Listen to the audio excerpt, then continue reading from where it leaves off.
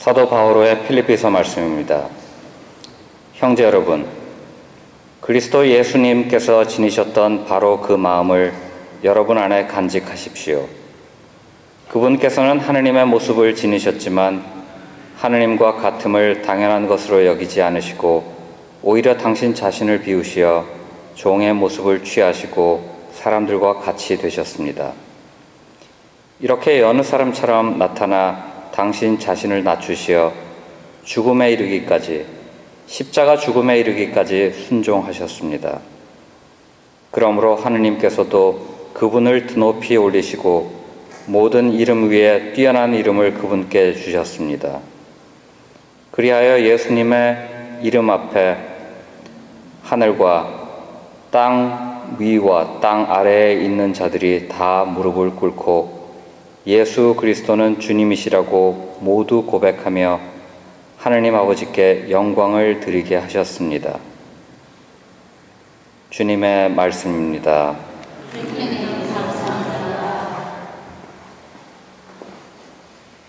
주님, 저는 큰 모임에서 당신을 찬양하나이다. 주님, 저는 큰 모임에서 당신을 찬양하나이다. 주님을 경외하는 이들 앞에서 나의 서원 채우리라. 가난한 이들은 배분이 먹고 주님 찾는 이들은 그분을 찬양하리라. 너의 마음 길이 살리라. 주님, 저는 큰 모임에서 당신을 찬양하나이다. 온 세상 끝끝마다 생각을 돌이켜 주님께 돌아오고 만민족 모든 가문 그들 앞에 경배하리니 주님께 왕권이 있음이로다. 민족들의 지배자이시미로다. 세상 모든 권세가들 그분께만 경배하리라.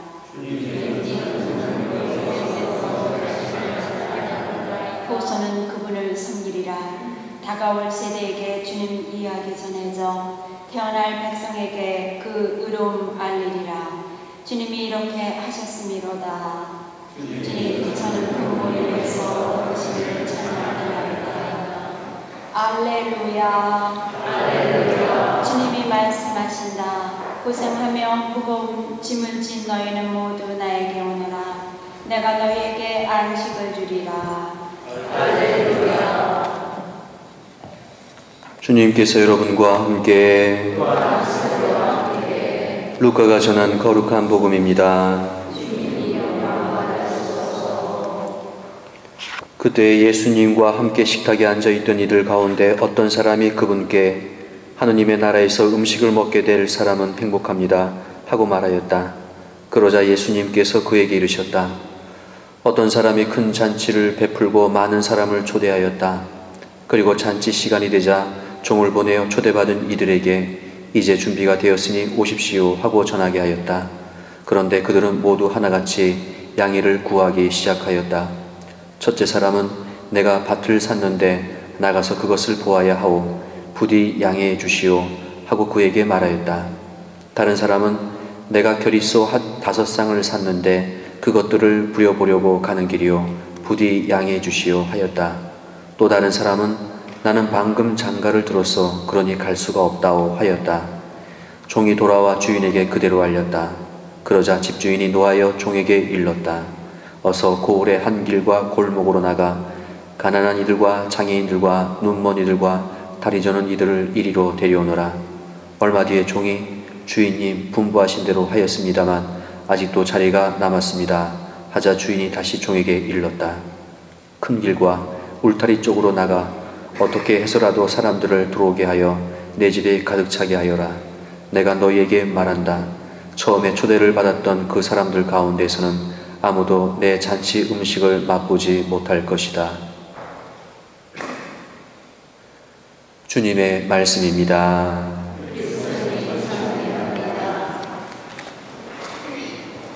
참 예수님, 오늘 하루 잘 지내셨어요?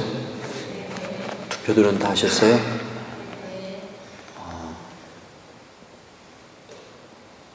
누구 뽑았어요? 비밀이에요? 저는 뭐 하는갑다. 내일 뉴스나 좀 볼까? 어떻게 될까? 그런 건 궁금하네요. 예, 오늘 복음 말씀에 이제 잔치에 대한 이야기가 나옵니다. 어떤 부자였겠죠. 어떤 사람이 잔치를 베풀어서 사람들을 초대했는데 초대받았던 사람들은 나타나지 않고 그래서 그 자리를 다른 사람들로 채우는 장면이 나옵니다. 여러분들은 이 주인의 마음이 어떤 마음일까 한번 생각해 보셨어요? 잔치에 초대하는 사람, 잔치를 베푸는 사람. 여러 장면이 나오는데 여러분들의 역할, 만약 이게 연극이라고 하면 여러분들의 역할은 어떤 걸까요? 선택한다 그러면 자기하고 비교해서 내 역할은 이거이겠구나 하는 장면이 뭘까요?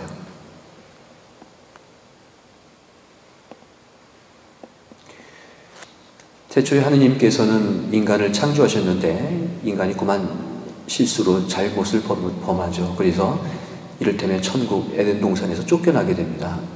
쫓겨나는데 한번 죄의 맛을, 한번 유혹의 맛, 한번 즐거움, 쾌락을 맛본 인간은 쉽게 돌아서지 않죠. 이 죄에 대한 경량성이 생겨버리게 되는 거예요.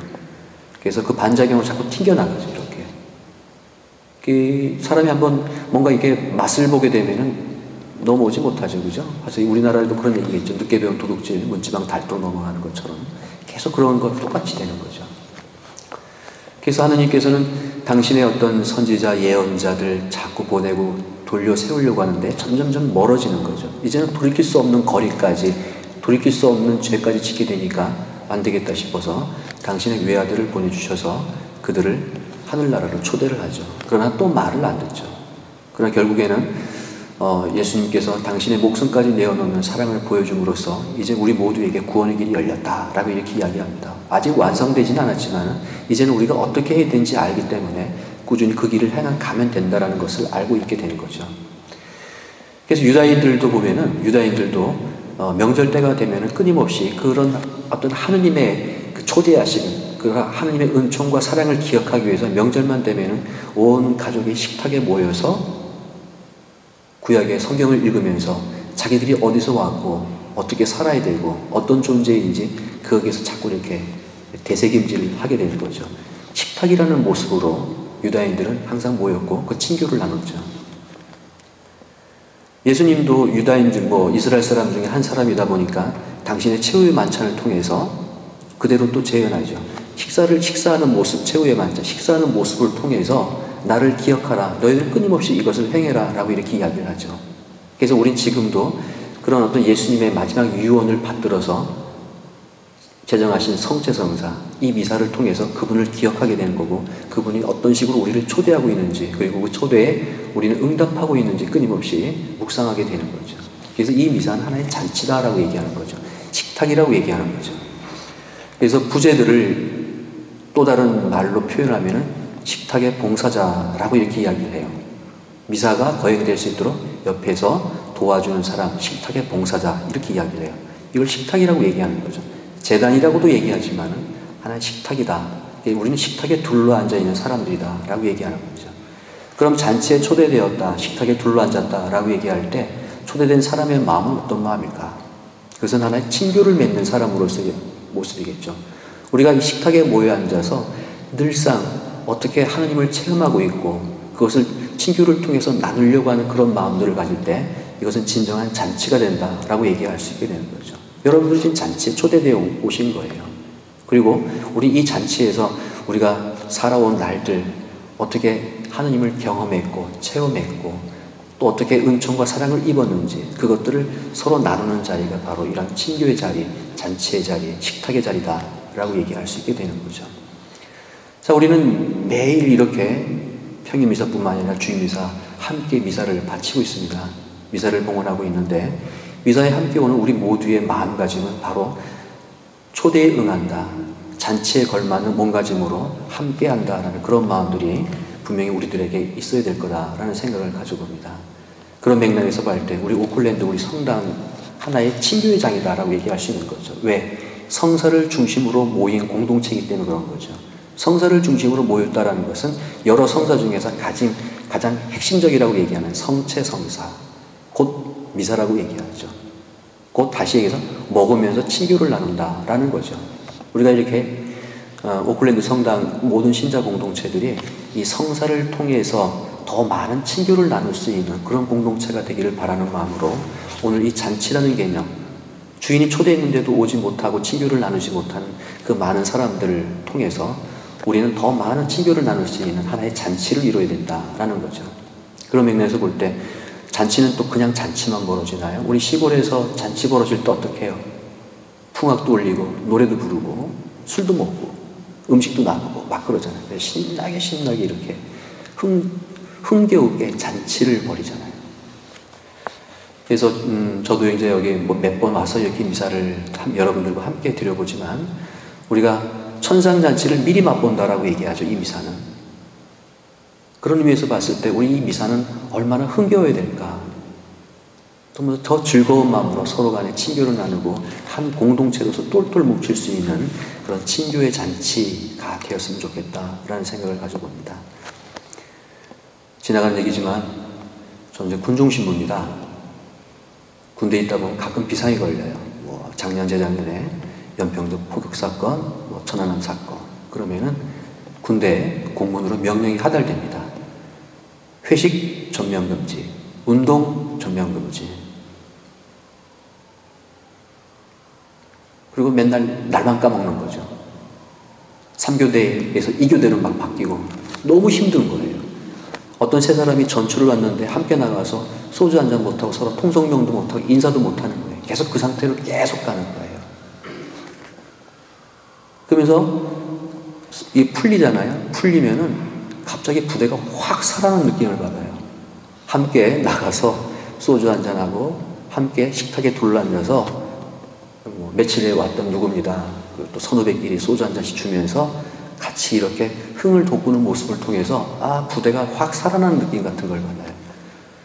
그리고 여러분들도 뭐 어디 나가서 맨날 공동체에 모여갖고 2차 주에 나가서 소주 한잔 먹으라는 얘기는 아니지만 적어도 우리가 이렇게 뭐 남자들끼리도 이렇게 술 한잔 먹으면서 통성명을 하고 서로 인사를 나누고 같이 운동도 하니까 많은 공동체가 이렇게 막 살아나는 것처럼 우리 오클랜드 성당도 주님 보시기에 참 아름다운 공동체, 또 한 식탁에 둘러앉아서 같은 음식을 나누면서 형제를 나누는 그런 공동체 되기 위해서 서로가 노력하는, 어떻게 하면 내 친교를 나눌 수 있을까, 어떻게 하면 내가 가진 것을 내어놓을 수 있을까, 서로 나눌 수 있을까, 이런 것들을 묵상해 볼 수 있었으면 좋겠습니다. 오늘 어떤 사람이 잔치를 베풀었는데 초대에 응하지 않고 오지도 않고 하는 사람들을 통해서 우리 이게 매일 식탁에 초대받고 있는데 더 많은 사람들이 이 식탁에 둘러앉아서 우리 모두가 와인 한 잔도 먹고, 여기 보면 포도주 먹었겠죠. 그런 술도 한 잔 먹으면서 친교를 나눌 수 있는 이런 잔치를 소망했던 이 집주인처럼 우리들도 주님 보시기에 참으로 아름답고 흥겹고 즐거운 그런 공동체가 되었으면 하는 바람을 가져봅니다. 잠시 묵상하시겠습니다.